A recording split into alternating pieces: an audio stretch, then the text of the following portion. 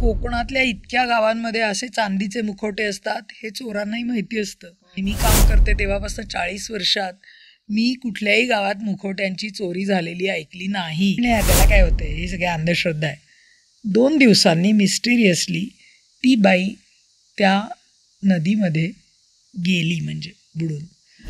पण 2-3 एकराच्या देवराईमध्ये दिवसा सकाळी 11 वाजता लोकांना चकवा लागतो. हातात GPS असून समाजामध्ये प्रत्येक माणसाला सायंटिफिक रिझनिंग कळणं एवढी त्याची क्षमताच नसते. उद्या इथे नायट्रोजनचा श्वास घेणारे ऑर्गॅनिझम्स तयार होतील, पण आपण नाही. आपण गेलोय.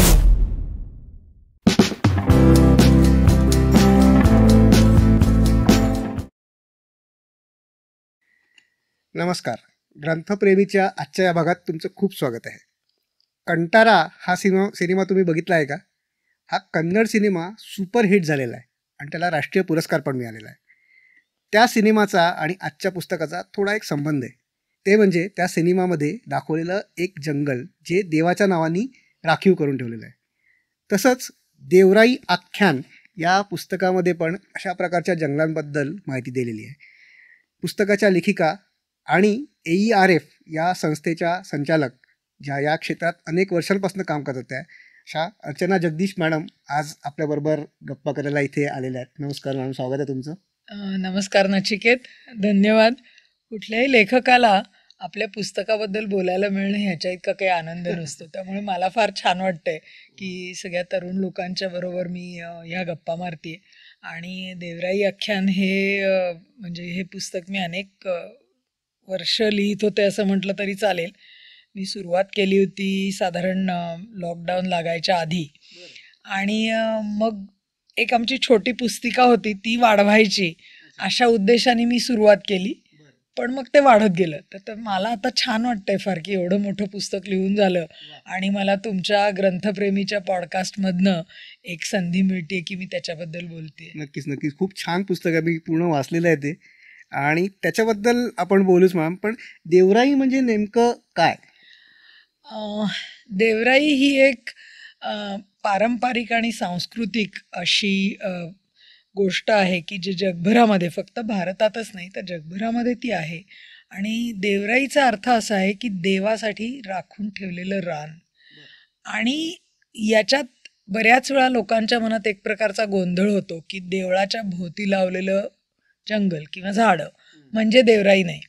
पण एखाद्या देवतेसाठी, आपल्या पूर्वजांसाठी किंवा काही वेळा भूताखेतांच्या भीतीने सुद्धा एखादा एरिया राखून ठेवतात. आणि त्याचं संरक्षण हे कम्युनिटीतर्फे, लोकांच्या तर्फे, गावातर्फे, आदिवासी समाजातर्फे हे केलं जातं. आणि मग त्याला सेक्रेड फॉरेस्ट किंवा सेक्रेड ग्रोव्ज अशी एक संकल्पना पाश्चिमात्य याच्यामध्ये पुढे आली. पण तुम्ही जर भारतासारख्या देशामध्ये बघितलं तर केरळपासून कन्याकुमारीपासून काश्मीरपर्यंत आणि गुजरातपासून मेघालयापर्यंत या देवराया तुम्हाला सगळीकडे दिसतात. आणि त्याच्यामध्ये भरपूर विविधता आहे.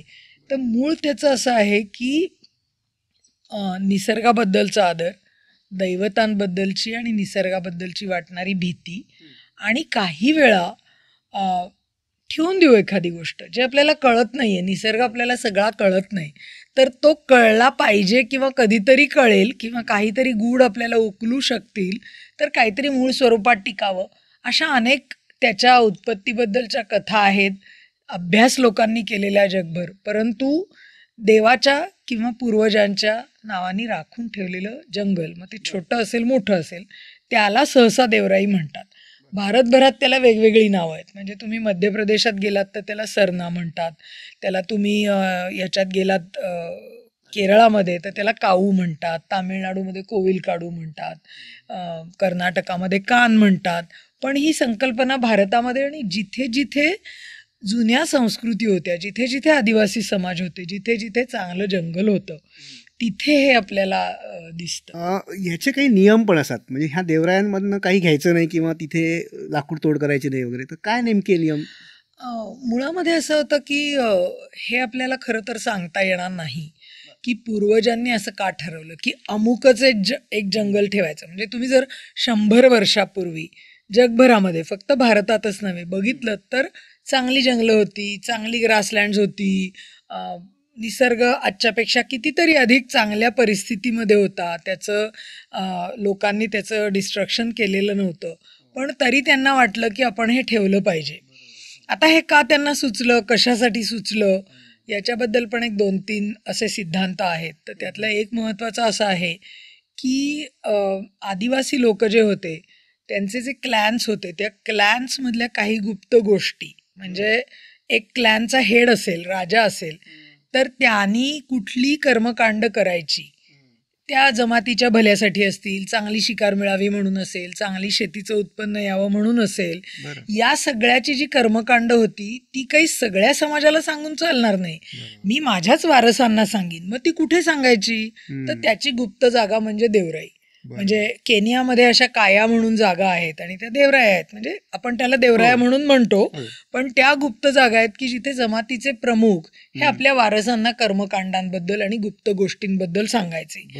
आणि मग त्याच्याबरोबर नियम होते की तो राजा होता म्हणजे तो काही अनभिषिक्त सम्राट नव्हता, पण त्याने आपले जे नैसर्गिक संसाधनं आहेत ती कशी वापरायची समाजाच्या भल्यासाठी हे त्याला सांगणं आणि त्याचे नियम तयार करणं. म्हणून मग त्यातनं नियम तयार झाले असणार. पण आपल्याकडे तुम्ही जर बघितलं तर देवाच्या, दैवताच्या, आणि मी मुद्दाम देव आणि दैवत याचा फरक करते कारण जेव्हा आदिवासी समाजाच्या देवरायांबद्दल आपण बोलतो तेव्हा तिथे काही मेनस्ट्रीममधले म्हणजे श्रीकृष्णाच्या नावाने देवराई तुम्हाला दिसणार नाही. तुम्हाला शंकराच्या नावाने दिसेल, तुम्हाला गांगोबाच्या नावाने दिसेल, भैरी भवानीची दिसेल, वेताळाच्या नावाने दिसेल. म्हणजे हे सगळे जे स्थानिक देव होते किंवा ज्यांना आपण मुद्देदार किंवा क्षेत्रपाल असे देव म्हणतो त्यांच्यासाठी ठेवलेल्या त्या जागा होत्या. मग त्या ठिकाणी जाऊन जर उद्या कोणी त्रास द्यायला लागला किंवा चुकीचं वागायला लागला तर तसं वागू नये म्हणून अलिखित नियमावली होती. तर सगळ्यात जंगलातनं लोक काय नेतात की एकतर ते लाकूड फाटा गोळा करतात जाळायला, किंवा आपल्याला घरी जर इमारती काही लाकूड हवं असेल तर ते नेतात, किंवा पालापाचोळा गोळा करतात, किंवा मध मिळत असेल तर मधाच्या पोळ्याचा मध काढतात, किंवा क्वचित ताडीमाडीसारखी तिथे झाडं असतील तर त्याच्यापासून माडी काढतात. या सगळ्याचा उपयोग समाजाने अनिर्बंध करू नये म्हणून जागा होत्या देवाच्या, तिथनं काही घ्यायचं नाही. त्यामुळे ते नियम होते. बरं, नियम म्हणजे मजा अशी होती की नुसते नियम नव्हते, कारण अलिखित असतील आणि त्याला काही शिक्षा नसेल नियम मोडणाऱ्याला तर नियमांना काय अर्थ आहे. म्हणजे आज आपले सगळे खूप छान नियम आहेत पण पोलीस आपल्याला काही नुसता दंड करून किंवा समज देऊन सोडून देत, तर तेव्हा तसं नव्हतं. त्यांनी काय केलं की जर तुम्ही हा नियम मोडलात तर तुम्हाला समाज तुम्हाला शिक्षा देईलच, परंतु आस्था अशी होती, श्रद्धा अशी होती की देवच तुम्हाला शिक्षा करेल, कारण तुम्ही देवाच्या परिसरातनं काहीही चोरून नेता कामा नये.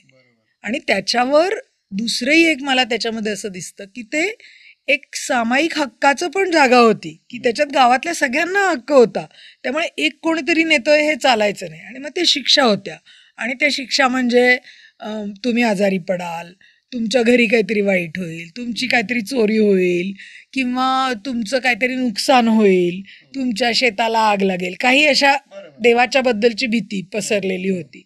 त्यामुळे मग ते ठेवलं गेलं आणि लोकांच्या मनात ती भीती होती की नाही, मी असं करणार नाही कारण देव अशी शिक्षा करू शकतो. पण त्यावेळेस साधारण समाज हा जो होता अशिक्षित होता आणि इनोसंट पण होता असं म्हणू शकतो, त्यामुळे या भीतीला घाबरत होते. हो हो, समाज पूर्णपणे सुशिक्षित आणि सुजाण व्हायला अजून वेळ आहे. बरोबर आहे. ही मधली जी आत्ताची जी वेळ आहे तिथे लोक नियम पाळत नाही किंवा त्यांना ती भीती पण राहिलेली नाहीये आणि सुजाणता पण आलेली नाहीये, त्याच्यामुळे प्रॉब्लेम सत्ता आहे असं वाटतं. मला असं वाटतं आपण एवढं असं ब्लॅक अँड व्हाईट ते नाही करू शकत, कारण समाजामध्ये काय आहे, तुम्ही जर आज बघितलं तर पूर्वीपेक्षा लोक एका प्रकाराने जास्त सश्रद्ध झालेत. मला त्याच्या कुठल्याही म्हणजे राजकीय भाष्यामध्ये जायचं नाहीये, पण पूर्वी जेवढे लोक तीर्थक्षेत्रांना आणि पवित्र स्थळांना जात नसत तितके ते जायला लागलेत. म्हणजे आपण श्रद्धा कमी झाली असं नाही म्हणू शकत, पण त्याचबरोबर देवराईसारख्या ज्या सामाजिक सांस्कृतिक संकल्पना होत्या समाजाने जपलेल्या, त्याच्यामध्ये देवाला जास्ती महत्त्व आलं. आणि त्याच्या भोवतीचं जंगल, त्यातले नैसर्गिक रिसोर्सेस, नॅचरल रिसोर्सेस, त्यातली झाडं, त्यातले पाण्याचे स्रोत, त्यातल्या विहिरी, याचं पवित्र राखण्याची जी समाजाकडे जबाबदारी होती ती मात्र समाजाने झटकून टाकली. याला आपण एक इंग्रजीमध्ये शब्द आहे की अकल्चरेशन झालं. म्हणजे संस्कृती बाजूला पडली पण दुसरंच काहीतरी कर्मकांड वर आलं. म्हणजे आज लोक देवराईवर किंवा देवावर श्रद्धा नाही असं नाही, पण ती श्रद्धा ही त्या देवळातल्या किंवा त्या देवावर जास्त राहिली, बरोबर. ना की ते जे निसर्गाशी कनेक्ट करण्यासाठी ही संकल्पना तयार झाली होती तो कनेक्ट हरवून गेला. बरं. म्हणजे याचं सोपं तुम्हाला सांगायचं झालं तर आम्ही गेली अनेक वर्ष कोकणामध्ये काम करतो आणि कोकणामध्ये असं होतं पहिल्यांदा की जुनी देवळं होती, छान अशी कळस नसलेली, कौलारू छपरांची, जांभा दगडात बांधलेली छान देवळं होती आणि त्याचं एक आर्किटेक्चरल स्टाईल सुद्धा वेगळी होती. लाकडाचे खांबे, छोटं कोरीव काम केलंय, पुढे ओरी आहे बसायला. पण नंतर काय झालं की ती देवळं सुद्धा जीर्ण झाली, कारण ती 100-200 वर्षाची होती आणि त्याच्या भोवती देवराई असायची. मग ती देवराई लोक ठेवायचे, महिन्यातनं तिथे मीटिंग्स व्हायचे. पण हळूहळू जसं आपण नवीनीकरण किंवा मॉडर्नायझेशनच्या मागे लागलो आणि तुम्हाला माहिती आहे कोकणातलं लोक सगळे मुंबईला जात असतात, तर ते मुंबईला गेले की त्यांना मुंबईचं काहीतरी बघून त्यांना वाटतं की तसंच माझ्याकडे असायला पाहिजे, मग देवळं नवीन करूया. गरज होती पण कुणीही, म्हणजे अगदी 2-4 अपवाद वगळता कुणीही जुन्यासारखी देवळं परत केली नाहीत. त्यांनी सिमेंटची देवळं बांधली. मग सिमेंटची देवळं बांधायला पैसे कुठून येणार? मग त्यांनी त्याच्यासाठी ती जी देवळं झाडं होती प्रचंड मोठी जुनी 100-100 वर्षाची, ती झाडं तोडली त्यांनी आणि त्याचे पैसे करून ते देवळाला घातले. म्हणजे हा सगळा बदल झाला. त्याच्यामुळे देवावरची श्रद्धा राहिली, परंतु परंपरेचं आणि संस्कृतीचं जे स्वरूप होतं, जे आपल्याला निसर्गाशी जोडून ठेवत होतं, ते मात्र या सगळ्या काळाच्या ओघात आणि मॉडर्नायझेशन आणि डेव्हलपमेंटच्या युगामध्ये पूर्ण बदलत गेलं. बरं, म्हणजे तो क्षेत्रपाल न राहता आता तो देव, पावणारा देव झाला. हो हो, म्हणजे तो साधा डीटी होती, दैवत होतं, लोकदैवत होतं. पण तो लोकदैवत न होता मग तिथे मूळ इतर देव आले किंवा भैरी भवानी असेल तर तिच्या शेजारी इलॅबोरेट इतर मूर्ती आल्या, किंवा काही देवरायांमध्ये आम्ही इतके वर्ष अभ्यास करतो तर तिथे देवळं सुद्धा नव्हती, नुसतेच दगड ठेवलेत, त्याला शेंदूर लावला, कोणी घंटा वाहिल्यात, कोणी पाळणे वाहिलेत. तर या सगळ्या पद्धतीने लोक जोडले गेलेले होते आणि तिथे सुद्धा अशी काही इलॅबोरेट मोठी अशी रिच्युअल्स नव्हती. एक वर्षातनं उत्सव झाला तर झाला, सगळे जाऊन बसायचे, गावाचे निर्णय अनेक ठिकाणी त्या जागेत व्हायचे. तर हे जसा समाज बदलला, जसं गाव म्हणून एकत्र असणं बदललं, तसं गावाची श्रद्धा आणि संस्कृतीचं प्रतीक असलेल्या देवराया होत्या त्या सुद्धा बदलल्या. हा खूप मोठा बदल झाला तिकडे. तुम्ही जसं मगाशी म्हणालात की आणि पुस्तकात पण दिलंय की हा देवराया तयार कशा झाल्या, याच्या संदर्भात वेगवेगळ्या आख्यायिका आहेत की कोणाच्या स्वप्नात देवाला किंवा असं काही अशी एखादी इंटरेस्टिंग आख्यायिका तुम्हाला कुठली वाटते? खूप आता अशा गोष्टी खूप आहेत. एक मी पुस्तकात पण त्यांचा उल्लेख केलेला आहे. पोखरकर म्हणून आहेत, प्रमोद पोखरकर, तर त्यांनी याचं एक डॉक्युमेंटेशन केलं आणि त्यांनी अशा खूप छोट्या छोट्या गोष्टी दिलेल्या आहेत. तर एक त्यातली अगदी म्हणजे जी म्हणजे प्रमोद पोखरकरांनी दिली नसली तरी ती सगळ्यांना माहिती असणारी गोष्ट अशी आहे की एका गावामध्ये तुम्हाला माहिती आहे पूर्वी गुरं भरपूर असायची.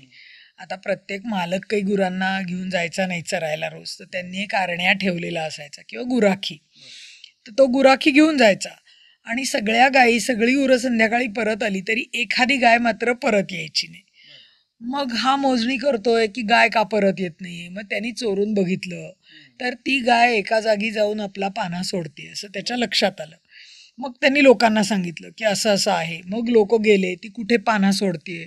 मग तिथे त्यांनी खणलं, त्यांना शिवलिंग सापडलं किंवा कुठल्या तरी देवाचा मुखवटा सापडला, मूर्ती सापडली किंवा त्रिकोणी दगड सापडला की ज्याला तुम्ही देव म्हणू शकता किंवा तुमच्या एखाद्या मनातल्या देवतेचं रूप तुम्हाला त्याच्यामध्ये दिसलं. आणि मग तिथे लोक म्हणले की अरे हां, म्हणजे हे देवाचा वास असलेली जागा आहे आणि हे आपण एवढं जंगल त्याचं आहे आपण त्याच्या नावाने ठेवू. किंवा मग कधीतरी असं झालं की अशा पण आणि ही जी गाय पाना सोडतीये ही आख्यायिका तुम्हाला आश्चर्य वाटेल, ही तुम्हाला गुजरातमध्ये ऐकायला मिळते, ही तुम्हाला उत्तराखंडमध्ये ऐकायला मिळते, ही तुम्हाला केरळमध्ये पण ऐकायला मिळते. आणि ते मला असं वाटतं की म्हणून देवराया या एका प्रकारे भारतीय संस्कृतीला जोडणारे एक प्रतीक आहेत. त्याच्यानंतर दुसरी गोष्ट म्हणजे एखादा भक्त आहे, तो कुठेतरी निघाला आहे आणि त्याला रोज आता जाणं जमत नाहीये. मग तो देवाला म्हणला, देवा तूच माझ्याकडे ये.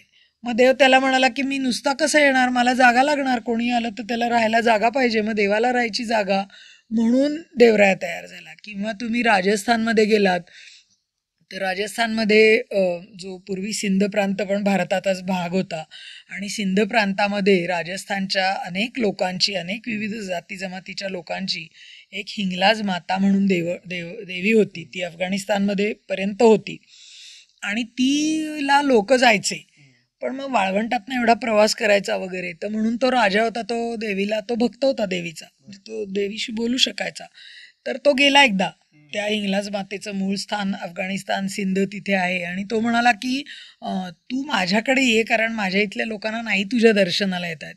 तर ती देवी त्याला म्हणाली मी येईन, पण माझी एक अट आहे की मी तुझ्याबरोबर येणार, तू मागे बघायचं नाहीस. मग तो निघाला तिथनं, त्याचं काय घोडा वगैरे होता आणि ती देवी येत होती. आणि 2 दिवस प्रवास करून तो जेव्हा राजस्थानच्या आतमध्ये आला तेव्हा तोही दमला.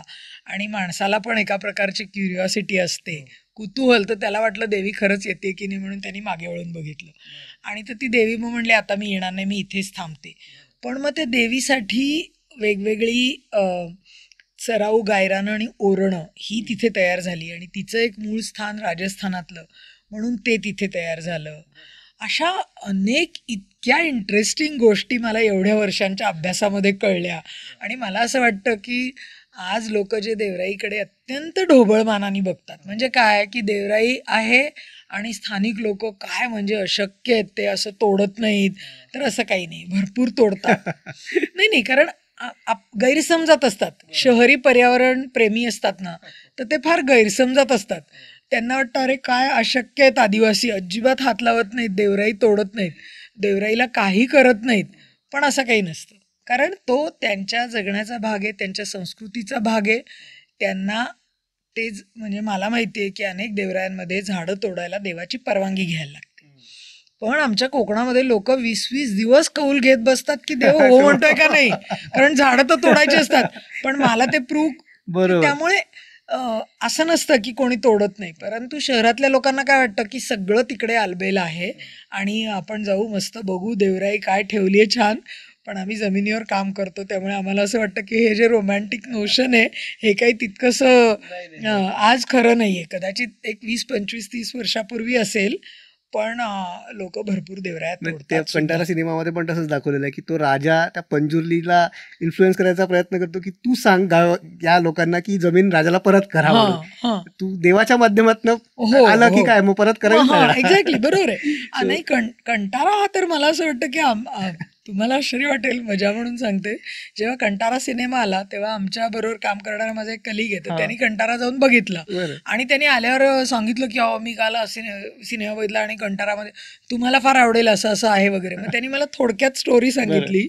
आम्ही म्हटलं आपण सगळे जमून 25 जण कंटारा सिनेमा बघायला गेलो आणि इतकी मजा आली, कारण ते तेच होतं जे आम्ही म्हणायचा प्रयत्न करतोय, जे आमचा अभ्यास आम्हाला सांगतोय, ते त्यांनी थोडंसं ते आहे भडक, नाही असं नाही, मसाला आहे त्याच्यात. मसाला आहे, पण त्याला सिनेमा करायचा आणि लोक मसाला असल्याशिवाय बघणार नाहीत.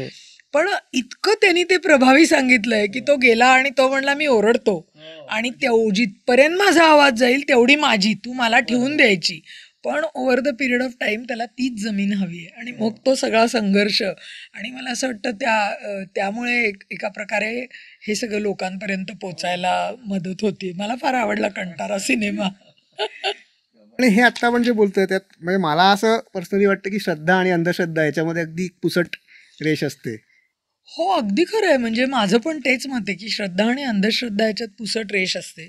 हे सगळं तुमच्या म्हणजे मनामध्ये असावं लागतं की तुम्हाला खरंच श्रद्धा आहे का. म्हणजे एक 2-3 गोष्टी मी आपल्याला थोडा वेळ जाईल पण सांगते. आमच्या इथे एक गाव आहे संगमेश्वरमध्ये, मुद्दाम नाव सांगत नाही कारण आपलं पॉडकास्ट बघून लोकांनी तिथे गर्दी जाऊन गर्दी करावी असं मला वाटत नाही. त्या गावाची एक अतिशय छोटी देवराई आहे, 2.5 ते 3 एकराची. जुनं देऊळ आहे, भरपूर झाडं आहेत, मध्ये मध्ये तोडली आहेत, मग वेली आल्या आहेत, पेनिट्रेशन अवघड आहे. पण त्या गावामध्ये अशी परंपरा आहे की दरवर्षी देवाचे जे मुखवटे असतात ते त्या देवराईतच ठेवलेले असतात. कोकणामध्ये अशी प्रथा आहे की हे देवराईतले जे देव आहेत म्हणजे मूळ पुरुष, मूळ दैवत, भैरी, वाघजाई हे सगळ्यांचे चांदीचे मुखवटे केलेले असतात. आणि तुम्ही जर कधी गेलात तर तुम्ही जरूर होळीमध्ये किंवा दसऱ्याला गेलात तर तुम्हाला हे मुखवटे बघायला मिळतील. अप्रतिम वर्कमनशिप. काही गावांमध्ये 100 150 वर्षांचे मुखवटे आहेत आणि त्याची किंमत आज बघितलं तर लाखाच्या घरात आहे, कारण ते प्युअर चांदीचे आहेत. तर हे मुखवटे बाहेर काढतात आणि होळीला ते मुखवट्यांच्या छोट्या प्रतिमांना ते बांधतात आणि त्याची पालखी गावभर फिरते. तर त्या गावभर फिरणाऱ्या पालखीला ते लावतात आणि दसऱ्याला पण ते आणून त्याची पूजा करतात. म्हणजे 2 वेळा लोकांना ते बघायला. तर ह्या गावामध्ये हे जे इतर गावांमध्ये मुखवटे असतात ते मानकऱ्याच्या घरी ठेवलेले असतात, पेटाऱ्यात. पण ह्या गावामध्ये असं आहे की ते मुखवटे एका पेटाऱ्यात ठेवायचे आणि तो पेटारा देवराईत ठेवायचा. हां, आता जो माणूस मग ते झालं की ते पेटाऱ्यात मुखवटे ठेवतात, त्या माणसाला ते ब्लाइंडफोल्ड करतात आणि त्याला पेटाऱ्यासकट देवराईत सोडतात. फक्त 2.5 एकराची देवराई. कुणीही त्या माणसाबरोबर जात नाही. तो जातो, त्याला जिथे कुठे तो पेटारा ठेवायचा आहे तिथे तो ठेवतो. तो खड्डा खणतो का, तो त्याच्यावर पालापाचोळा टाकतो का तो झाडाच्या ढोलीत ठेवतो, कुणालाही माहिती नाही. पुढच्या वर्षी मुखवटे काढायचे असतात तेव्हा त्याच माणसाला परत ब्लाइंडफोल्ड करून सोडतात आणि तो मुखवटे घेऊन बाहेर येतो. आणि हे मी स्वतः बघितलेलं आहे. कुणीही त्या देवराईत नंतर शेकडो लोक जातात, आम्ही सुद्धा जातो. हे झाड दिसतंय का, हे बघा, ते बघा. आम्हाला कुठेही असं काही दिसलं नाही, कधीही जाणवलं नाही, पेटारा दिसला नाही, काही संबंध नाही. पण मग याला तुम्ही काय म्हणाल? आणि कोकणातल्या इतक्या गावांमध्ये असे चांदीचे मुखवटे असतात हे चोरांनाही माहिती असतं. पण म्हणजे गेल्या जवळजवळ 60-70 वर्षांमध्ये, आणि मी काम करते तेव्हापासून 40 वर्षात मी कुठल्याही गावात मुखवट्यांची चोरी झालेली ऐकली नाही. एका गावात चोरी झाली, परंतु त्या चोरांना देवाकडनं काहीतरी सोकळ शिक्षा झाली आणि मग ते कोल्हापूरला कोणाकडे तरी ते ऑब्व्हियसली कोल्हापूरला सराफा आणि ते गुर्जरीमध्ये ते मोडायला गेल्यावर त्या सराफांनी सांगितलं हे परत द्या, तुमचं वाईट होईल.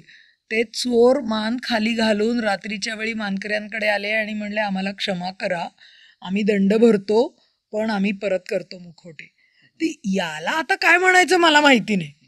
दुसरी एक गोष्ट, एक आमच्या इथे देवराई आहे हेवाळे म्हणून, तर तिथे अशा खूप पूर्वीच्या मूर्ती आहेत छोट्या छोट्या.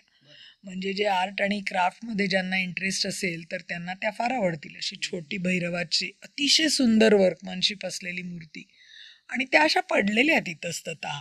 इथे एक नागाची आहे, इकडे अशा पडलेल्या आहेत. आणि लोक म्हणतात तुम्ही या बघा, फोटो काढा, सॉरी, पण कुणी ते उचलून न्यायचा प्रयत्न करू नका. आणि या विकायला नाही आहेत, या कुठल्याही म्युझियममध्ये देण्यासाठी नाही आहेत. या कशा आल्या आम्हाला माहिती नाही, पण आमच्या ती देवराई पण छोटीच आहे अशी. आता एक पर्यटक महिला मुंबईहून आली, कोणाची तरी पाहुणी म्हणून गावामध्ये राहिली, आणि तिने त्यातली एक मूर्ती उचलून घरी नेली. आणि लोक तिला सांगत होते की असं करू नको, तू नेऊन ठेव परत. ती म्हणे त्याला काय होतंय, ही सगळी अंधश्रद्धा आहे. 2 दिवसांनी मिस्टिरियसली ती बाई त्या नदीमध्ये गेली, म्हणजे बुडून.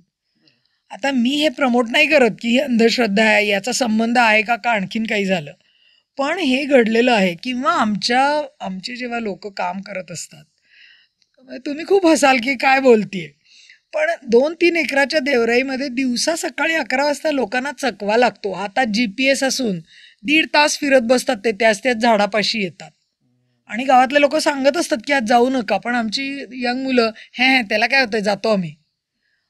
म्हणजे मला असं वाटतं स्वतःच्या श्रद्धेचा भाग आहे. मी हे म्हणजे मुळीच असं म्हणत नाही की आज, पण जर का देव शिक्षा देतो असं लोकांना वाटत असेल तर त्यांना होत असेल शिक्षा, असं म्हणू शकतो आपण.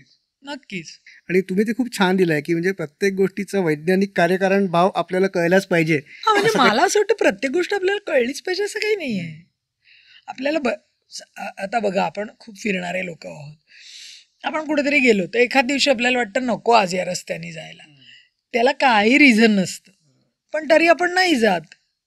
मग मी शोधत बसू का की मला काय वाटलं असेल, माझ्या मनावर काय आघात झाला म्हणून मला वाटलं, किंवा मी काय, मला असं वाटतं. म्हणूनच याच्यावरनं एक परत आपण देवराईच्या विषयाकडे येऊया. समाजामध्ये प्रत्येक माणसाला सायंटिफिक रिझनिंग कळणं एवढी त्याची क्षमताच नसते.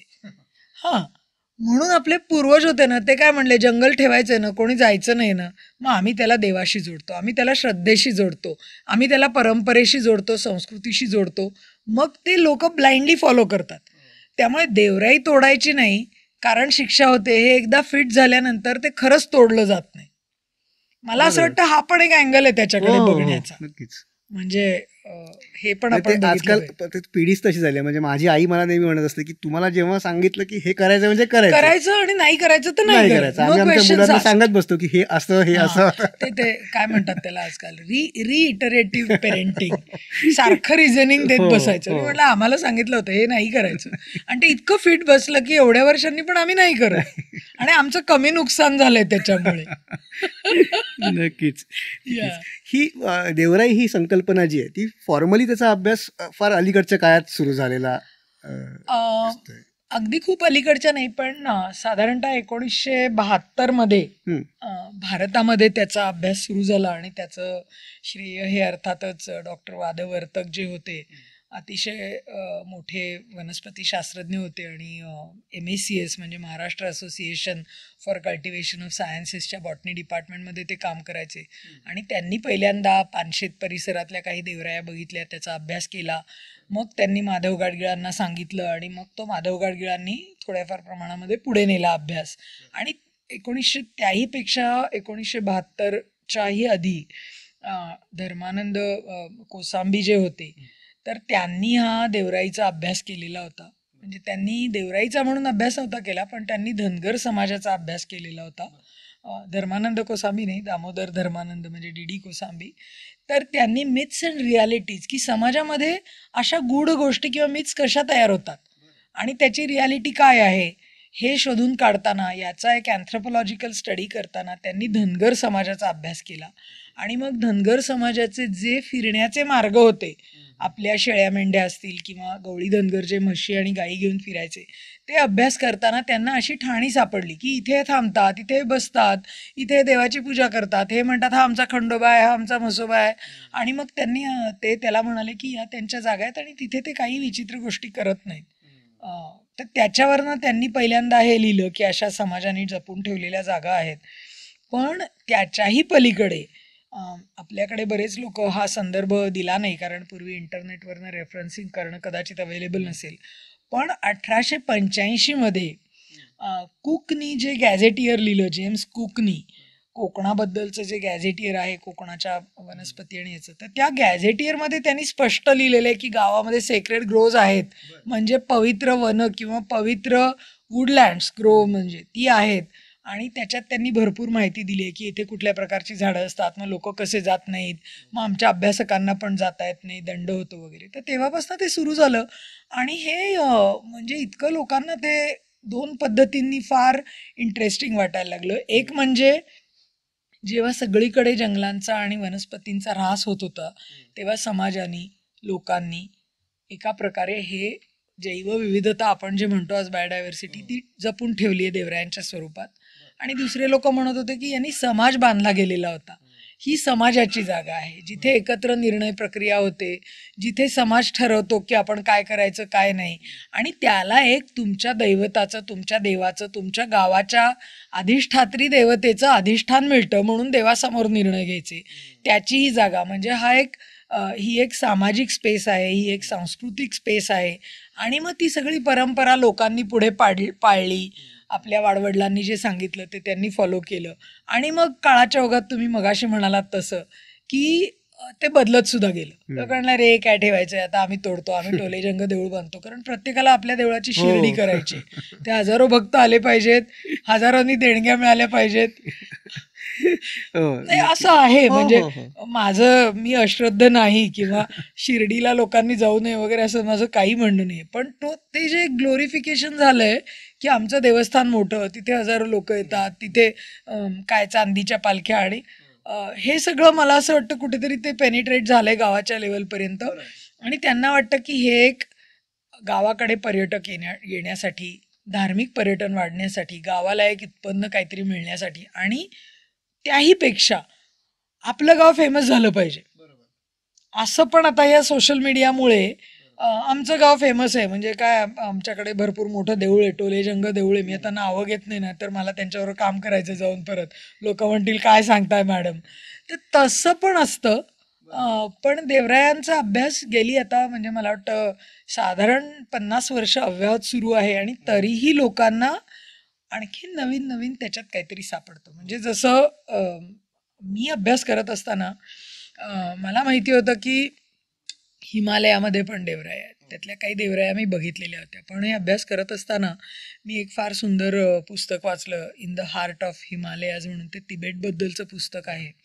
आणि तिबेटमध्ये आत्ता तुम्ही सगळेजण ऐकत असाल की सांगपोवरती चायना त्या मोठी जी गॉर्ज आहे त्याची, त्या गॉर्जमध्ये एक धरण बांधणार आहे.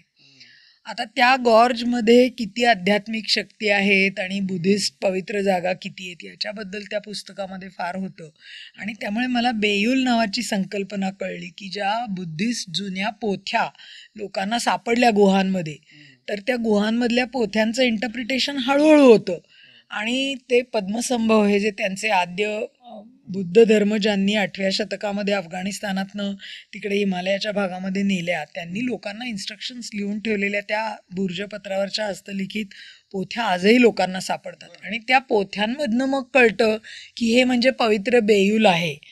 तर आता एव्हरेस्टचा परिसर असेल किंवा या सांगपोच्या गॉर्जमधल्या अनेक जागा असतील, आणि त्यांनी असे सांगितलंय की इथे जीवन सुरू झालं, आणि उद्या जेव्हा आपल्या पृथ्वीवर संकट येतील तेव्हा त्या संकटातनं कसं वाचायचं याचा प्रकाश, याचं ज्ञान हे तुम्हाला त्या बेयूल आणि त्या बेयूलमधल्या पोथ्यांमधनं मिळणार आहे. आणि अर्थातच तो सगळा निसर्ग पवित्र आहे, आणि तो इतका म्हणजे अद्भुत आणि एका प्रकारे आपण काय म्हणूया भीतीदायकच आहे. म्हणजे ते नामचे बारवा वगैरे शिखरांचे फोटो बघितले तर पोटात धडकी भरते. कोणी गेलेलं नाही आजपर्यंत तिथे. तर त्या सगळ्यामध्ये तुम्हाला काहीतरी प्रकाश सापडेल. म्हणजे पूर्वीचे लोक निसर्गाकडे बघताना किती खोलवर चिंतन आणि विचार करायचे हे मला असं वाटतं या पवित्र जागा आणि देवरायांसारख्या संकल्पना ह्याच्यातनं आपल्याला नव्याने कळतंय. आणि मला ते वाचून म्हणजे मला पुन्हा माझा इंटरेस्ट आणखीन ते वाचून लिहिण्याचा वाढला, खरं सांगायचं नक्कीच. झालं. तुम्ही याच्यात मेन्शन पण केलं की आपल्या पण जे वैदिक वाङ्मय आहे किंवा तमिळ संगम जे लिटरेचर आहे त्याच्यात पण देवरायांचा उल्लेख सापडतो. हो, हो. मग तेव्हापासून या हो सगळ्याबद्दल हो. आता त्याच्यात 2 गोष्टी आहेत साध्या, की अगदी आपण म्हणजे काय म्हणतात शिकार करून राहणारा माणूस. तो शिकार करून राहणारा माणूस होता तेव्हा तो आपल्या गुहेत राहत असेल, आणि त्यांनी प्रचंड थंडस्टॉर्म बघितलं की प्रचंड विजा चमकतात, किंवा त्यांनी भयंकर वादळ बघितलं, किंवा त्यांनी खूप बर्फवृष्टी बघितली, तर पहिली गोष्ट त्याच्या मनात निसर्गाबद्दल भीती तयार होणार. आता त्या भीतीवर तिला जय तर मिळवायला पाहिजे, तो काय रोज गुहेत राहू शकत नाही. मग बाहेर पडताना मी याचंच स्मरण करून बाहेर पडतो की मला आज त्रास नको व्हायला. त्यातनं ते भीतीतनं एक प्रकारचं वर्शिपिंग किंवा आदर दाखवणं सुरू झालं असेल, आणि नंतर मग ते वेगवेगळ्या स्वरूपामध्ये वेगवेगळ्या लोकांनी बघितलं की मी असं करीन, मी देवासाठी ठेवूनच देतो म्हणजे मग मला अडचण नाही. मी 4 म्हणजे पिंपळाची प्रचंड झाडं मी तोडणार नाही, किंवा ह्याच्यातले आपल्या तुम्ही अगस्तीमलाईच्या भागामध्ये गेलात तर तिथे सावरीची, सिबा पेंटांड्रा किंवा साल्मालियाची प्रचंड मोठी झाडं आहेत की ज्याच्यात अशा 2 खोल्या बसतील त्याच्या बट्रेसेसमध्ये. तर तिथे देव वगैरे काही नसतो, पण सगळे लोक त्या झाडांना नमस्कार करून जातात.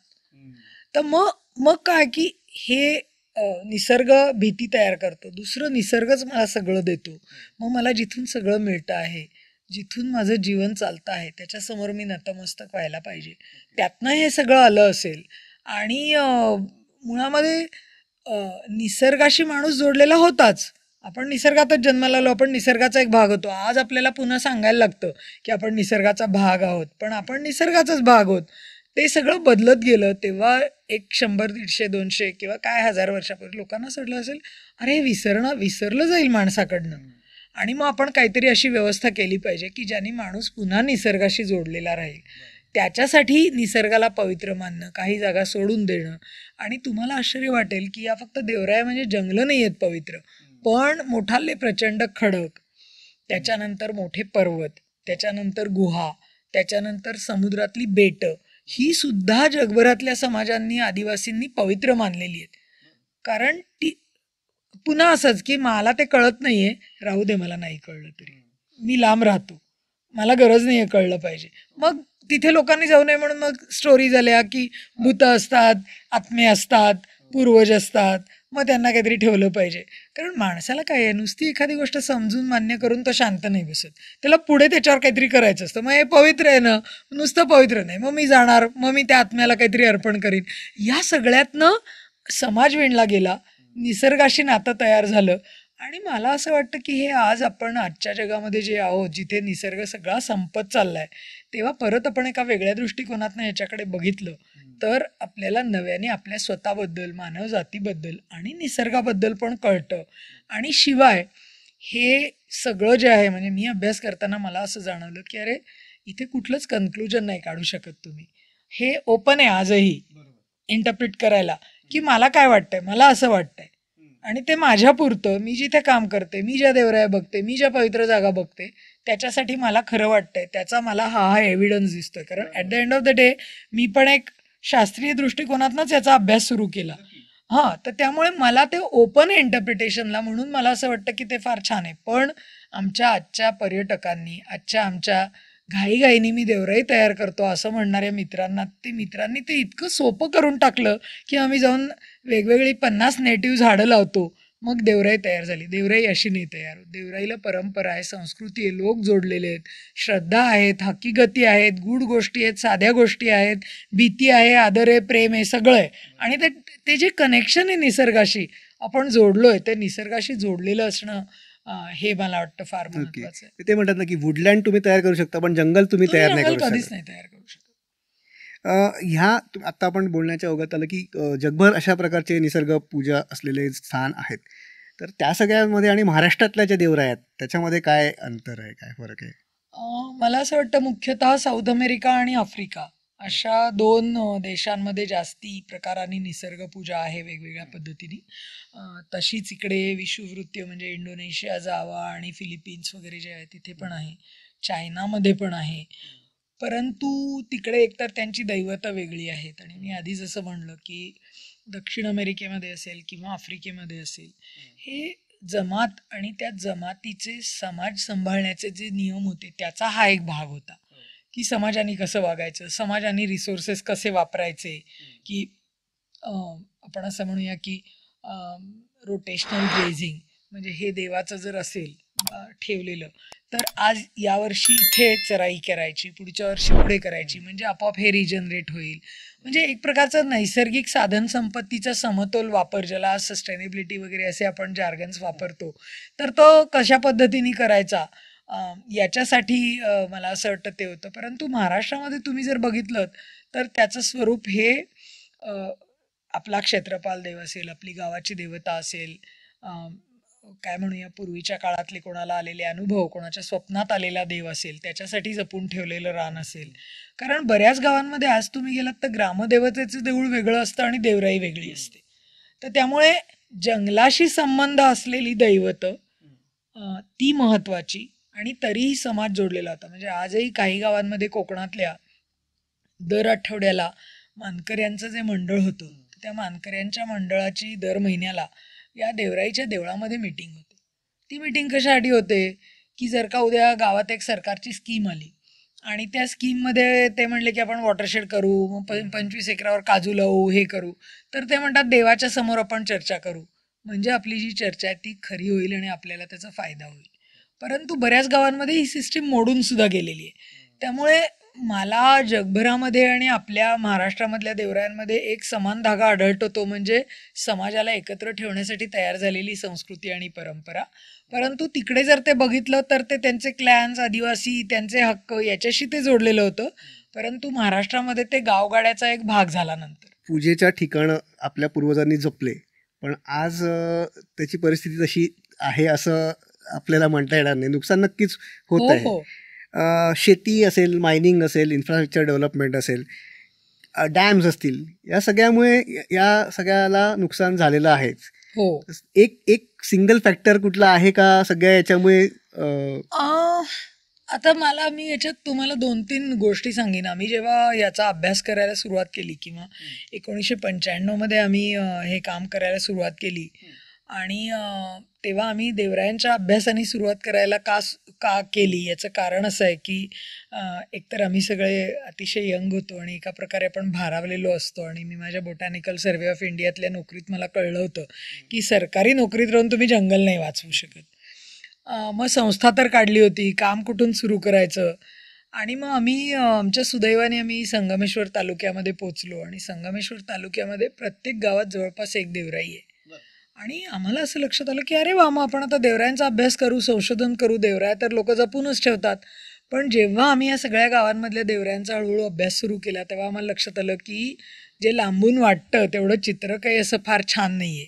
इथे पण देवराया तुटत आहेत, देवरायांवर पण लोकांचं लक्ष आहे, त्यांना त्यातनं फायदा हवा आहे. मग आम्ही म्हटलं काय काय होतंय, तर आमच्या असं लक्षात आलं की देवरायांमधनं रस्ते जाण्यासाठी देवराया तोडल्या जात आहेत. ते सरकारी काम आहे, ते लोकांना हवं आहे, ते करायलाच पाहिजे. आणि कोकणामध्ये देवराया या रेव्हेन्यू डिपार्टमेंटच्या मालकीच्या आहेत, फॉरेस्टच्या नाही आहेत. तर त्यामुळे सरकारला रस्ता करायला फार सोपं आहे. रेव्हेन्यू डिपार्टमेंटची परवानगी घ्यायची, देवराई मोडून टाकायची. मग काही ठिकाणी धरणाचे कालवे होते, ते कालव्यांसाठी देवराया तोडल्या. एका गावामध्ये एक धरण होणार होतं कुठेतरी आणि त्या धरणामध्ये एक गाव विस्थापित होणार होतं. रांगव नावाचं धरण होणार होतं आणि तिथे गाव विस्थापित होणार होतं. तर ते म्हणले तर गाव कोकणात अशी कॉमन लँड खूप नाही आहे, सगळी खाजगी जमीन आहे. मग या गावाला कुठे आता विस्थापित केलेल्या परत रिहॅबिलिटेट करायचं. म्हणून ते म्हणलं एक मासरंग गावाची देवराई आहे आणि देवराईत विहीर असायची जनरली, म्हणजे पाण्याची पण सोय. आणि छोटं गाव होतं ते, 25 घरं असतील. ते म्हणले आपण देवराई तोडून त्यांना तिथे रिहॅबिलिटेट करू. मग काही ठिकाणी लोकांनी हळूहळू शेती आपली इथे आहे या देवराईच्या कोपऱ्यावर आहे ती हळूहळू ढकलली. आणि गावामध्ये पॉवर पॉलिटिक्स हे तर जेव्हापासनं गावं तयार झाली तेव्हापासनं आहे.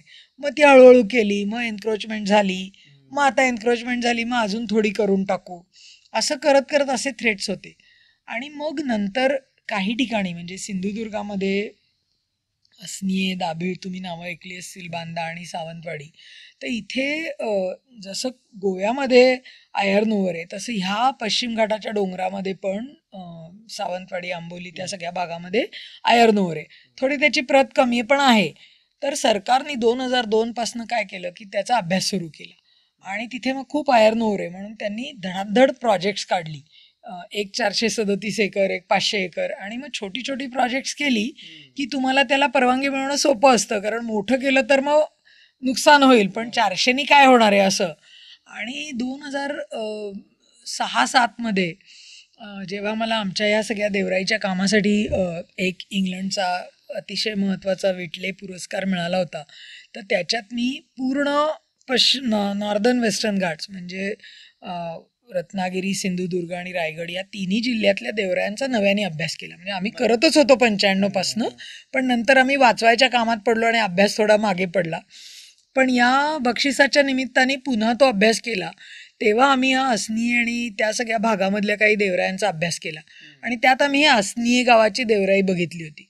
तर त्या असनिये गावाची देवराई इतकी छोटीशी आहे, म्हणजे हार्डली 1-1.5-2 एकर असेल. पण त्या 2 एकराच्या देवराईमध्ये पश्चिम घाटामधल्या जवळजवळ 6 दुर्मिळ झाडांच्या, म्हणजे 3-3, 4-4 आहेत त्याच्या प्रजातींची झाडं आहेत.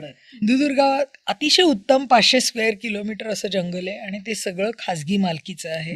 त्याच्यामुळे फार सोपं होतं सरकारला की जायचं, त्याला कॉम्पेन्सेशन द्यायचं किंवा एजंटमार्फत कमी पैशात जमीन विकत घ्यायची आणि मायनिंगचं प्रपोजल द्यायचं. तर मी सांगत होते की आम्ही जेव्हा विटले असोसिएट मला पुरस्कार मिळाला तेव्हा त्या आसनीय गावच्या देवराईचा अभ्यास केला होता. त्या देवराईत अतिशय दुर्मिळ झाड आहे, छोटी देवराई आहे आणि त्या देवराईमध्ये तुम्ही आजही गेलात तर देऊळ नाही. आणि त्या देवळामध्ये म्हणजे तो जो देव आहे तो जमिनीतनं अर्धवट वर आलेला वाघाची इमेज येते. हा, दगडाची, मग ते दिसतं वाघासारखं. आणि मग तो वाघदेव, त्या वाघदेवाची देवराई आहे. आणि त्या गावाचं अजून एक वैशिष्ट्य असं आहे की त्या गावामध्ये एकही विहीर नाहीये. आता का विहीर नाहीये? कारण हे वरचं सगळं जंगल आहे. त्या जंगलामध्ये बारमाही वाहणारे सरफेस वॉटर स्ट्रीम्स आहेत आणि फार युनिक गोष्ट आहे. हा, म्हणजे बसाल्टमध्ये असे कमी दिसतात पण ते तिथे आहेत आणि असे 55 आहेत, कारण आम्ही त्याचा नंतर अभ्यास केला. परंतु जेव्हा एन्व्हायरमेंटल इम्पॅक्ट असेसमेंट त्या गावाच्या मायनिंग प्रपोजलची आली तेव्हा कुठल्या तरी कंपनीला पैसे देऊन मायनर्सने असं सांगितलं की या गावात 5 विहिरी आहेत. तर आम्ही परत गेलो 2010 मध्ये. मी त्या गावात काहीतरी कारणाने गेले तर लोक म्हणले अहो असं असं आहे, तुम्ही आम्हाला मदत करता का? मी म्हटलं द्या मला EIA. तर EIA मध्ये मी हे वाचल्यावर माझ्या लक्षात आलं काय मूर्खपणा आहे, इथे काही शक्यच नाही, विहीरच नाही आहे. कारण त्यांची परंपरा सांगते कुणीही विहीर खोदायची नाही. का सांगते परंपरा? कारण जेव्हा विहीर खोदणार नाही तेव्हाच ते वरच्या स्ट्रीममधलं पाणी टिकून राहील, जंगल टिकून राहील.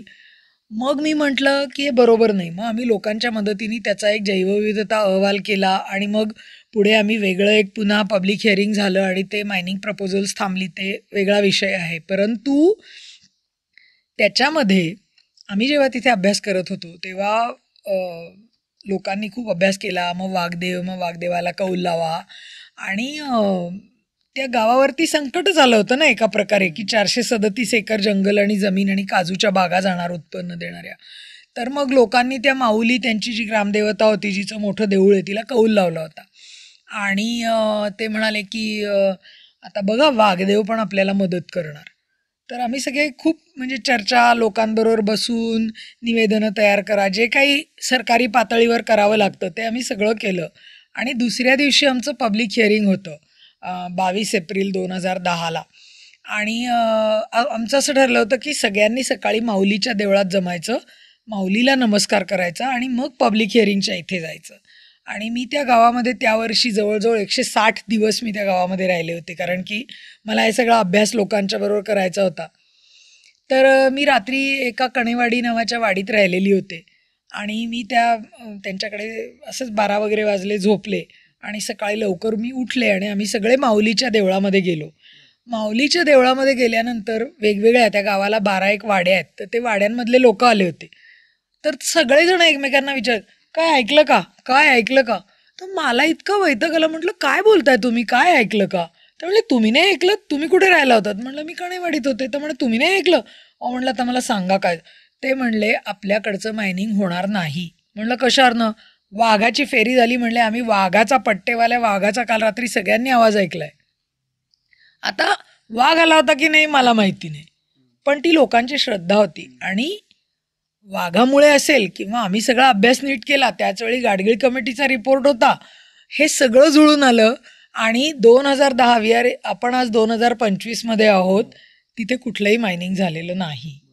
ते मायनिंगची प्रपोजल्स होती ती आता गेली म्हणजे बासनात, जोपर्यंत कोणी ती मुद्दाम काढत नाही.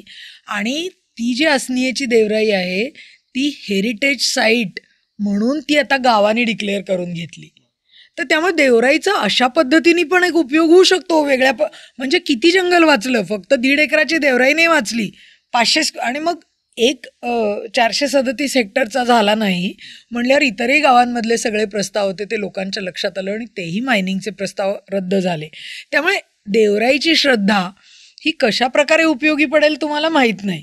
आणि त्यावेळी अजून एक गोष्ट मला कळली की ही जी गावाचं दैवत विज्ञान हे सगळं आहे कसं, तर ही माऊली ही गावाची ग्रामदेवता आहे.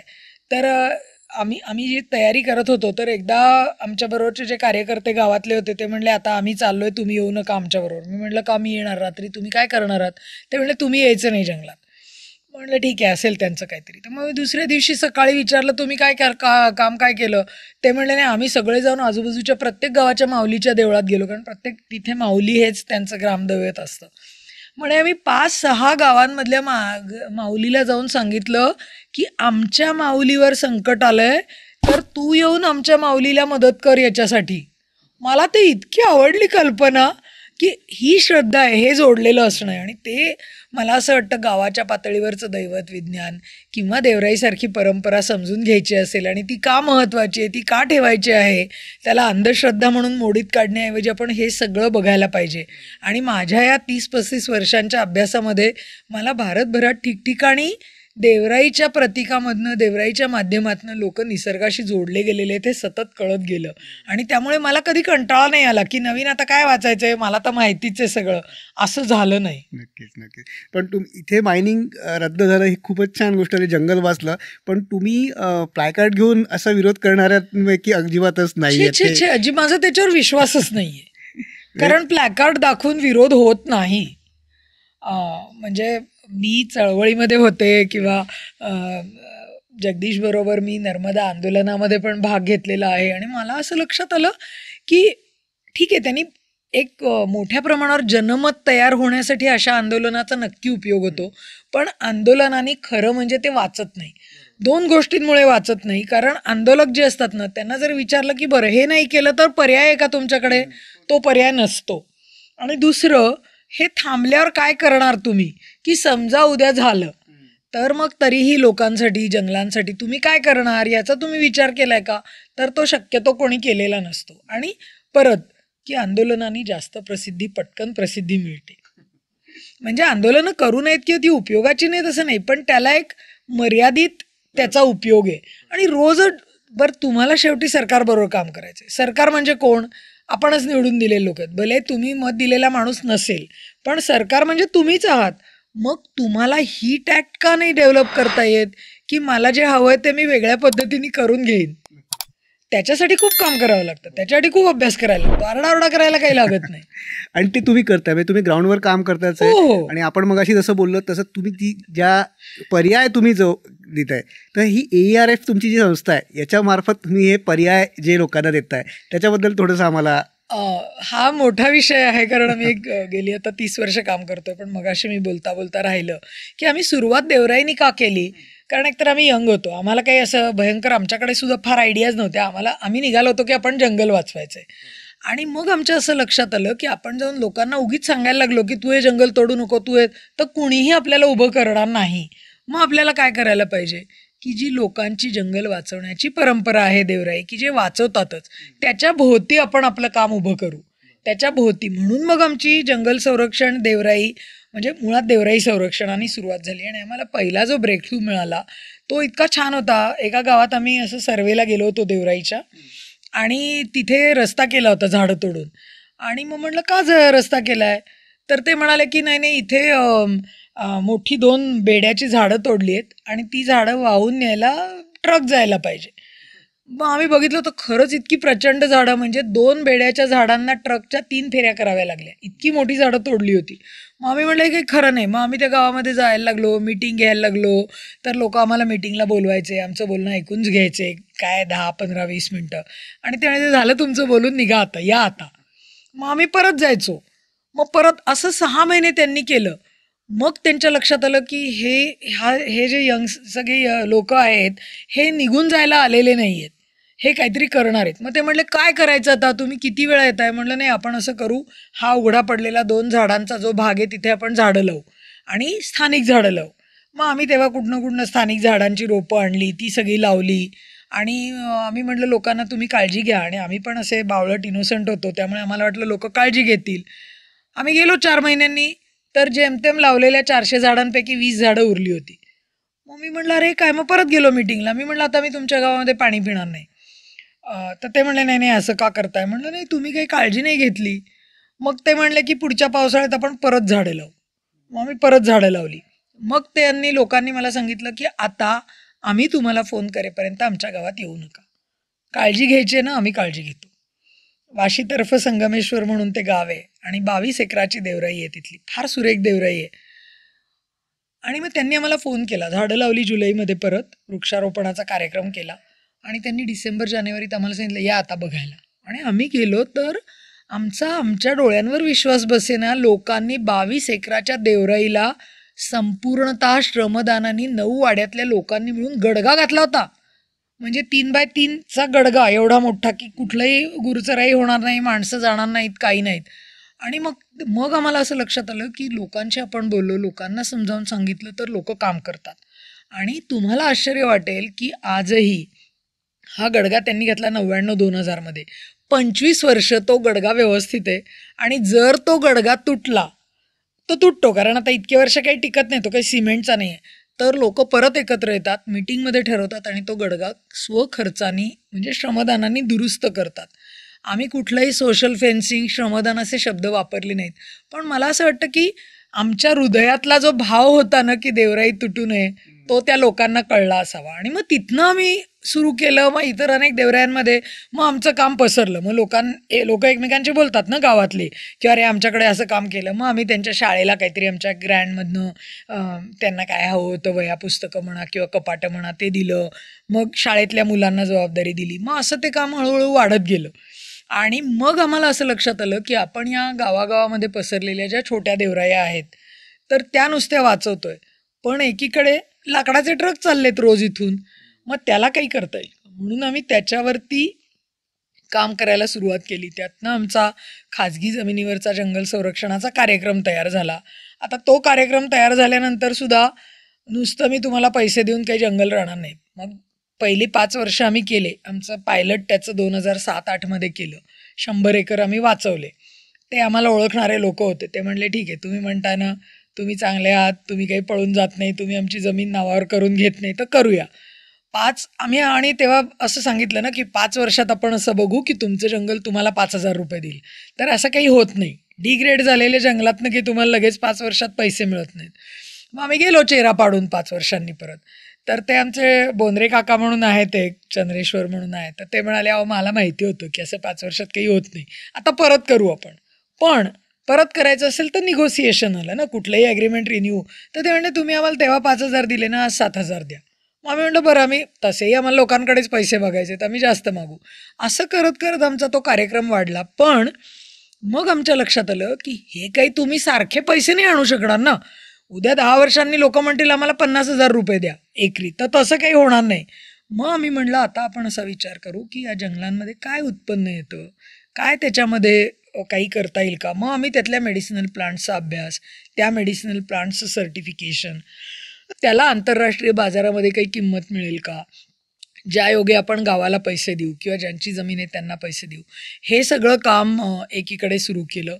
आणि तेव्हा CSR वगैरे एवढं नव्हतं, पण आमचे जे काही कॉन्टॅक्ट्स होते ते घेऊन आम्ही काही कॉर्पोरेट कंपन्यांकडे गेलो आणि त्यांना सांगितलं की जंगल वाचवणं कसं महत्त्वाचं आहे.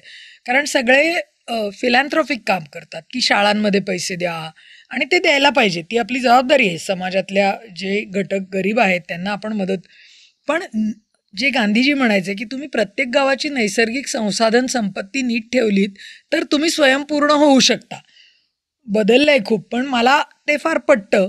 आणि म्हणून मी म्हटलं की आपण गावातली देवराई नीट ठेवू, गावातलं जंगल नीट ठेवू, असं काही करता येईल का. पण त्यातनं उत्पन्न तर आलं पाहिजे. पुण्यातल्या किंवा अर्बन एरियातल्या टुरिस्टला तिथे जाऊन हिरवाई बघायला मिळावी म्हणून कोणीतरी त्याग करावा, याला काही अर्थ नाही आहे. लोकांना फायरवूड आणावं लागतं, त्याला पर्याय द्यायला पाहिजे. मग त्यातनं आमचा हा जंगल वन उपजांवर आधारित असा जो कार्यक्रम आहे तो आमचा सुरू झाला. आणि त्याला आम्ही आंतरराष्ट्रीय प्रमाणपत्र पहिल्यांदा 2014 मध्ये आम्ही घेतलं. आणि AERF ही एकमेव संस्था आहे की ज्यांनी अशा पद्धतीने वाईल्ड फ्रूट्सना, आम्ही हिरडा आणि बेडा आणि नंतर आता बीजा म्हणजे टेरोकार्पस मार्सुपियम, बिवळा, त्याच्यानंतर इतर अनेक वनस्पती याचं सर्टिफिकेशन करून घेतो. आणि त्याला मग आंतरराष्ट्रीय बाजारामध्ये त्यातनं केलेल्या प्रॉडक्ट्सना खूप अधिक किंमत मिळते. म्हणजे जे बेडे गोळा करून लोकांना 5 रुपये मिळायचे ते आमच्या सर्टिफाईड बेड्याला पक्का हर्ब्स किंवा बेनियन बोटॅनिकल सारख्या आंतरराष्ट्रीय कंपन्या ऑन द स्पॉट 55 रुपये देतात. आणि ते पैसे आम्ही लोकांना देतो, ते आम्ही नाही घेत. आणि हे सगळं AERF परत करू शकत नाही. त्यामुळे मग आम्ही एक कंपनी तयार केली. म्हणजे मला बऱ्याचदा असं वाटतं की अरे मी निघाले होते जंगल वाचवायला आणि मी काय काय करते, पण ते करावं लागतं. आणि मग ते नुसतं परत असं डेमॉन्स्ट्रेशन्स ह्याच्यावर ठेवून चालत नाही, ते स्केलअप करता आलं पाहिजे. मग स्केलअपला परत इन्व्हेस्टमेंट, तर हे सगळं आम्ही करत गेलो. आणि सुदैवाने कन्सिस्टंटली आम्ही करत गेल्यामुळे आम्हाला कुठेतरी मार्ग सापडत गेला. आणि आज आमची जवळजवळ 12 वेगवेगळी प्रॉडक्ट्स आहेत. त्याच्यातलं महत्त्वाचं म्हणजे आमचा एक डायबाचेक इन्फ्युजन टी आहे, म्हणजे हर्बल टी आहे की ज्याच्यामध्ये टेरोकार्पस मार्सुपियम म्हणजे बिवळा हे जे झाड आहे त्याच्या हार्टवूडची पावडर ती डायबेटीसवर अत्यंत गुणकारी आहे. आणि हे कुठलंही असं वैद्यूनी सांगितलेलं नसून त्याच्यावर सायंटिफिक अभ्यास झालेला आहे. त्याच्यात टेरोस्टिलबेन नावाचं एक अल्कलॉईड असतं. तर त्या टेरोस्टिलबेननी तुमची पँक्रियासची इन्शुलिन रेग्युलेशनची कपॅसिटी स्ट्रॉंग होते आणि डायबेटीस शुगर तुमचं कमी होते. तर ते आहे आणि त्याला पण सर्टिफिकेशन. शिवाय आमचं त्रिफळा जे आहे त्याचं प्रोसेसिंग आम्ही करतो. शिवाय आमचं बेड्याची जी स्टोरी आहे तर ती आंतरराष्ट्रीय बाजारामध्ये ती का आवडली लोकांना, कारण ही बेड्याची जी झाडं आहेत प्रचंड ती देवरायांमध्ये आहेत आणि मग देवरायांचा पण लोकांना काही फायदा होत नव्हता. म्हणून आम्ही या सगळ्या देवरायातल्या मुख्यतः बेड्याच्या झाडांचा अभ्यास केला.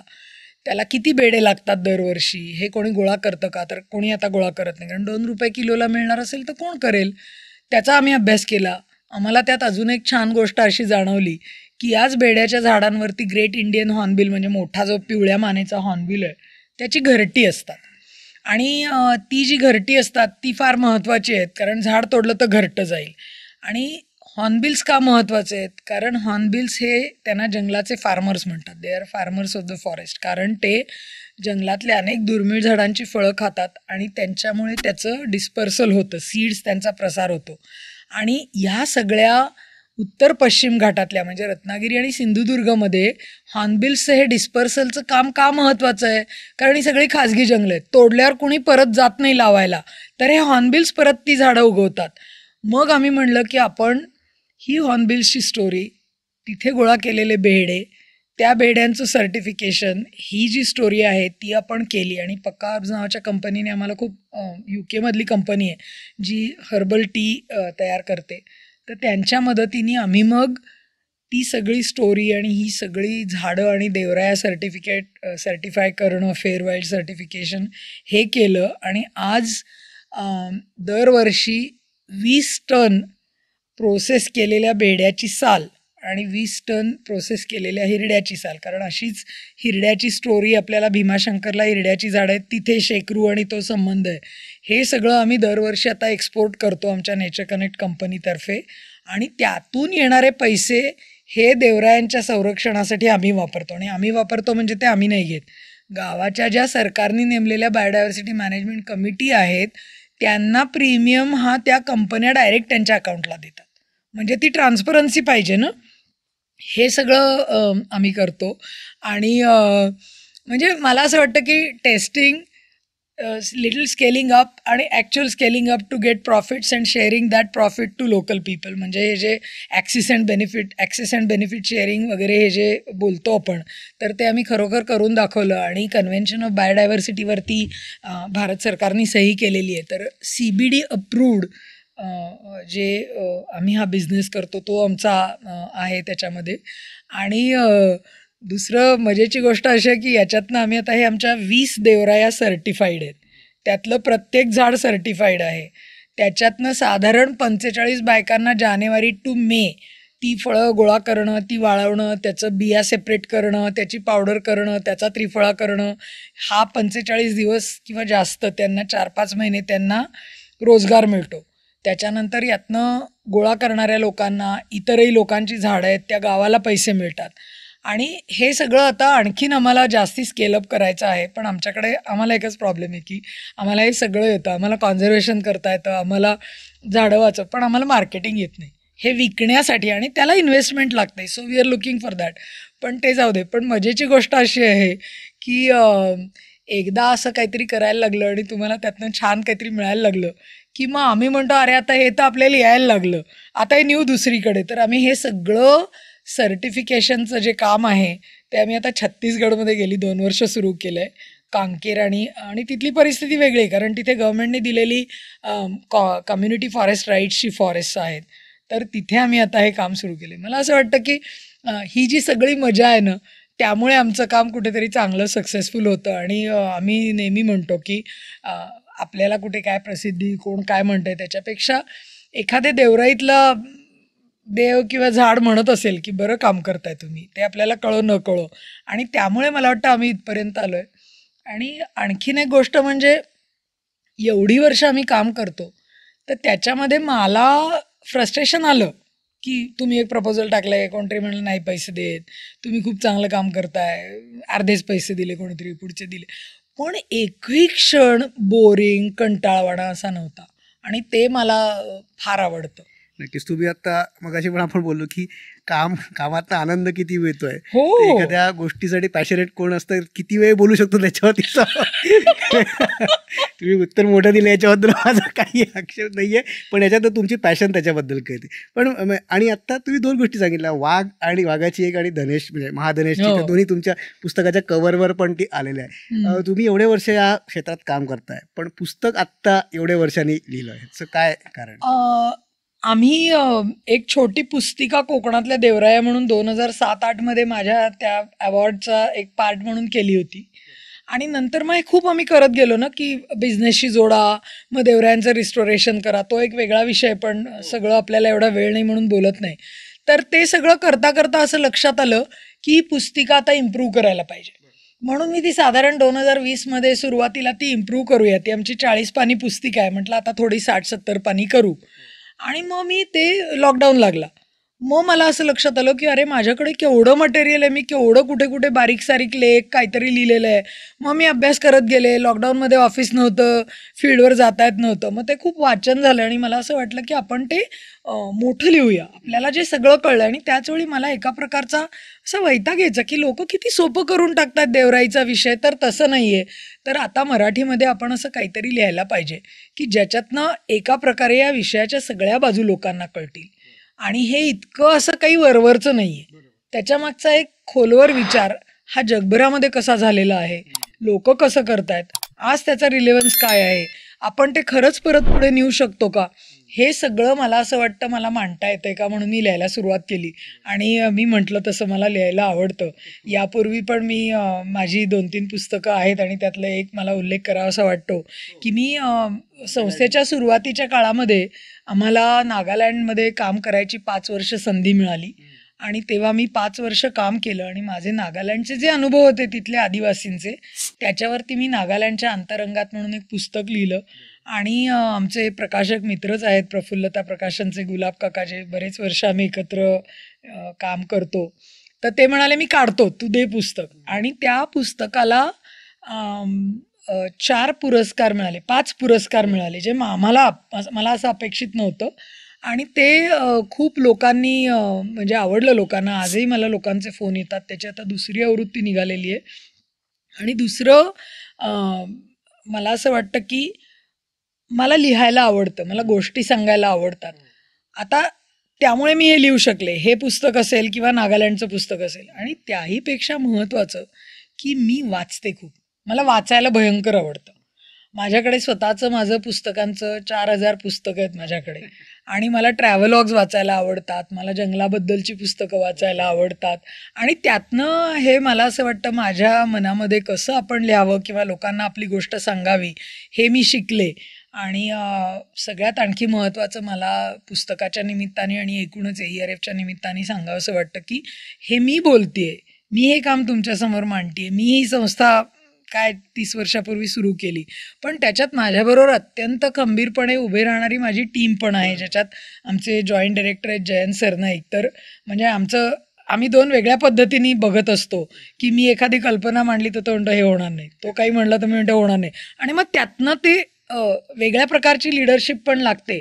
आणि आमची सगळी टीम, कोणी 2 वर्ष काम केलं असेल, कोणी 1 वर्ष केलं असेल, कोणी 6 वर्ष असतील, तर त्या सगळ्यांचं याच्यामध्ये सहभाग आहे. आणि मला सांगायला अत्यंत आनंद होतो की आमच्या या सगळ्या कामामधनं गावामधल्या जवळजवळ 20-25 लोकांना गेली अनेक वर्ष आम्ही काही ना काही काम देऊ शकतो. आणि आमच्याकडे काही लोक असे आहेत की जे आता 20-20 वर्ष आमच्याबरोबर आहेत. आणि हे मला असं वाटतं आमचं यश हे सगळं त्यांच्यामुळे पण आहे की मी बोलते, मी सांगते, पण हे फक्त माझं एकटीचं नाही आहे. आणि मला त्या सगळ्यांच्याबद्दल प्रेमाने कृतज्ञता व्यक्त करायची ही एक संधी आहे असं मला वा वाटतं. नक्कीच नक्कीच. आणि विषय एवढा महत्त्वाचा आहे आणि तुमचं त्याच्यातलं जे काम आहे, तुमचा जो अनुभव आहे, एका एपिसोडमध्ये संपण्यासारखा नाही आहे. त्याच्यासाठी आपल्याला अनेक एपिसोड्स करायला लागतील असं मला वाटतं. पण जाता जाता एका वाक्यात उत्तर मला तुमच्याकडनं अपेक्षित आहे की माझ्यासारख्या शहरी लोकांकडनं काय करणं अपेक्षित आहे आणि काय करायला नको. मला असं वाटतं की तुम्ही फक्त बकेट लिस्ट किंवा टिकमार्क करायला देवराईत जाऊ नका. देवराईत गेलात तर तुम्ही थोडं अंतर्मुख होऊन विचार करा की मला निसर्गाशी जोडून घेता येतंय का. मग ते ह्या देवराईत असेल किंवा मी 2 झाडं लावायला पाहिजेत, पण मी 2 झाडं लावली तर मी त्याची काळजी घेतो आहे का, किंवा मी निसर्गाबद्दल मी संवेदनशील कसा होईन. मला असं वाटतं ते फार महत्त्वाचं आहे. आणि संवेदनशील हे कुठेही, मग तुम्ही एखाद्या टूरला जाल, तुम्ही एखाद्या देवळात जाल, तुम्ही एखाद्या पिकनिकला जाल, तुम्ही परदेशी जाल, तुम्ही विमान प्रवास कराल, या सगळ्या ठिकाणी तुम्ही माझी जबाबदारी काय आहे याचा विचार करायला लागलात तर मला असं वाटतं की आपण काहीतरी बदल घडवू शकू. आणि एक प्रकारची आज सगळ्यांनाच, म्हणजे मी तरुण पिढी असं म्हणत नाही, पण नीतिमूल्यांचा ऱ्हास आणि फक्त ग्रीड की मला हेही पाहिजे, मला तेही पाहिजे, मला तेही पाहिजे, यातनं आपण थोडं बाजूला होऊन आपण समाधानी व्हायला शिकू का आपल्या आईवडिलांसारखं, हे जरा विचार केला तर मला असं वाटतं की आपलं पृथ्वीवर असणं अजून लांबेल 1000-2 वर्षांनी, 2000 वर्षांनी. पण अदरवाईज मला असं वाटतं की तो संवेदनशीलपणा यायला पाहिजे असं मला वाटतं. तुम्ही खूप सुंदर बोललात की आपलं इथे राहणं वाढेल, निसर्ग आहे तो आहेच, तो राहणारच आहे. मग उद्या इथे नायट्रोजनचा श्वास घेणारे ऑर्गॅनिझम्स तयार होतील, पण आपण नाही, आपण गेलोय. मग तर ते मला वाटतं तो संवेदनशील असणं आणि थोडंसं समाधानी असणं हे मला असं वाटतं आपण आत्मसात करायला हवं. जसं आत्ता मॅडम म्हणाला की नायट्रोजन द्वारे श्वास घेणारे जीवजंतू कदाचित तयार होऊ शकतात, आपण राहू की नाही राहू. त्यामुळे निसर्गाला वाचवू वगैरे अशा काही भानगडीत पडू नये आणि स्वार्थासाठी या सगळ्या गोष्टींचा विचार करायला हवा. देवराई आख्यान हे पुस्तक नक्की विकत घेऊन वाचा. याची लिंक जी आहे ती आपल्या डिस्क्रिप्शन बॉक्समध्ये आपण देतो आहे. सो मॅडम तुम्ही इथे आलात, खूप छान गप्पा झाल्या आणि बरीच माहिती मिळाली. खूप अवेअरनेस तयार होण्यासाठी आणि काय करायला नको हे पण करण्यासाठी तुमच्याकडनं आम्हाला नक्कीच माहिती मिळाली. तुम्ही आला त्याबद्दल धन्यवाद नचिकेत आणि सगळी ग्रंथप्रेमी टीम, आणि अर्थातच द्वितीया आणि वीरेंद्र आणि तुमच्या सगळ्यांचं पुन्हा एकदा आभार की तुम्ही मला बोलवलं आणि मला एकदम मज्जा आली गप्पा मारायला. थँक्यू. धन्यवाद.